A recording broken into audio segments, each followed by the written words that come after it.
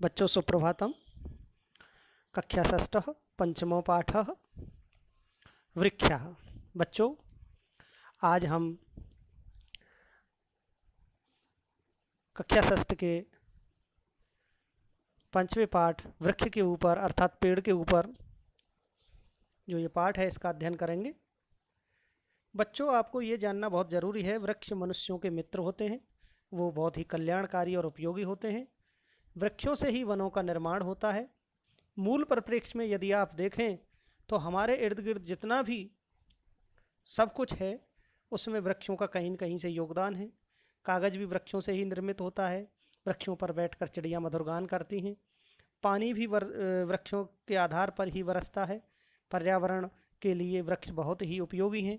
वे मनुष्यों के लिए छाया देते हैं, फल देते हैं, काष्ठ देते हैं, लकड़ी आदि प्रदान करते हैं। वास्तव में वृक्ष हमारे लिए बहुत उपयोगी हैं।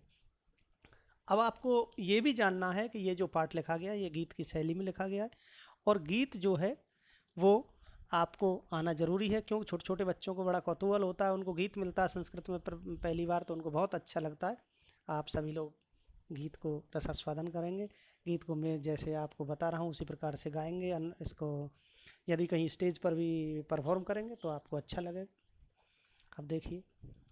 वने वने निवसन्तो वृक्षा वनं वनं रचयन्ति वृक्षः शाखादोलासीना विहगः तैः किमपि कूजन्ति वृक्षः।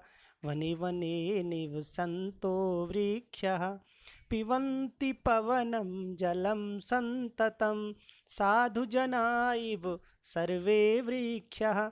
वने वने निवसन्तो वृक्षः वनं वनं रचयन्ति वृक्षः प्रसन्ति पादैः पातालं च प्रसन्ति पादैः पातालं च नभशिरस्सु वहन्ति वृक्षः। वने वने निवसन्तो वृक्षः पयोदर्पणे स्वे प्रतिबिम्बं कौतुकेन पश्यन्ति वृक्षः प्रसार्य स्वच्छाया संस्तरणं कुर्वन्ति सत्कारं वृक्षः। वने वने निवसन्तो वृक्षः वनं वनं रचयन्ति वृक्षः। अब बच्चों इसका अर्थ समझिए। वने वने माने प्रत्येक वन में, निवसन्तो माने रहते हैं, वृक्षा माने वृक्ष। प्रत्येक वन में पेड़ ही रहते हैं, वृक्ष ही रहते हैं। वनम माने वन को, वनम माने वन, रचयन्ति माने बनाते हैं, वृक्षा माने पेड़। पेड़ ही वनों को वन बनाते हैं, यानी पेड़ों से ही वन बनता है। शाखा दोला, शाखा माने पेड़ों की शाखा पर, दोला माने झूला बना करके, आसीना माने बैठी हुई है, विहगा माने पक्षी। पेड़ों की शाखा को झूला बना करके उस पर पक्षी बैठे हुए हैं और वो झूला झूल रहे हैं। तई किमपि कूजंती वृक्षा, तई माने ऐसे पक्षियों से, किमपि माने कुछ, कूजंती माने बोल रहे हैं, वृक्षा माने पेड़। पेड़ और चिड़िया आपस में बातें कर रहे हैं। पिबन्ति पवनम जलम संततम, पिबन्ति माने पी रहे हैं, पवनम माने हवा को, जलम माने पानी को, संततम माने लगातार। ये लगातार हवा और पानी को पीते रहते हैं। साधु जना माने साधुओं की तरह, वृक्षा माने पेड़। जिस प्रकार से साधु लोग तपस्या करते हैं वो हवा और पानी पर ही जीवित रहते हैं, उसी प्रकार से ये पेड़ भी केवल और हवा और पानी पी करके ही जिंदे रहते हैं। प्रसन्ति माने स्पर्श करते हैं, पादई माने पैरों से, पातालम माने पाताल की गहराइयों तक, उनकी जड़ें पाताल की गहराइयों तक जानती हैं, अर्थात वे अपनी जड़ों से पाताल की गहराइयों का स्पर्श करते हैं। नभे माने अपने सिर के ऊपर, पेड़ जो है वो अपने सिर के ऊपर आकाश को वहन करते हैं। वहंती माने वहन करते हैं, नभो माने आकाश को, सिरस्सु माने सिर के ऊपर।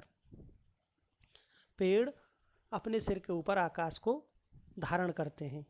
पयो दर्पणे स्व प्रतिबिंबम, पयो माने पानी में, दर्पणे माने दर्पण में, स्व माने अपने प्रतिबिंब को।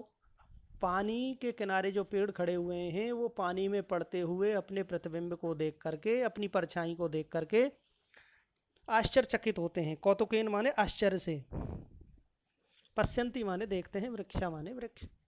वृक्ष बड़े आश्चर्य से अपनी परछाई को देखते हैं जो कि जल में पड़ रही है। प्रसार्य माने फैला करके, स्वच्छाया माने अपनी छाया को, संस्तरणम माने तपे हुए व्यक्तियों को, या परेशान व्यक्तियों को कुर्वन्ति माने करते हैं, सत्कारम माने सत्कार, वृक्षा माने पेड़। पेड़ अपनी छाया को फैला करके जो सूर्य की गर्मी से तप्त जन हैं, सूर्य की गर्मी से तपे हुए लोग हैं, उनका सत्कार करते हैं। यानी गर्मी में जो परेशान लोग हैं वो आकर के सूर्य की छाया पेड़ की छाया में बैठते हैं। इस प्रकार से ये पाठ हुआ बच्चों। आपने अर्थ समझ लिया होगा और इसका उच्चारण भी आपने समझ लिया होगा। धन्यवाद। जय तु भारतम, जय तु संस्कृतम।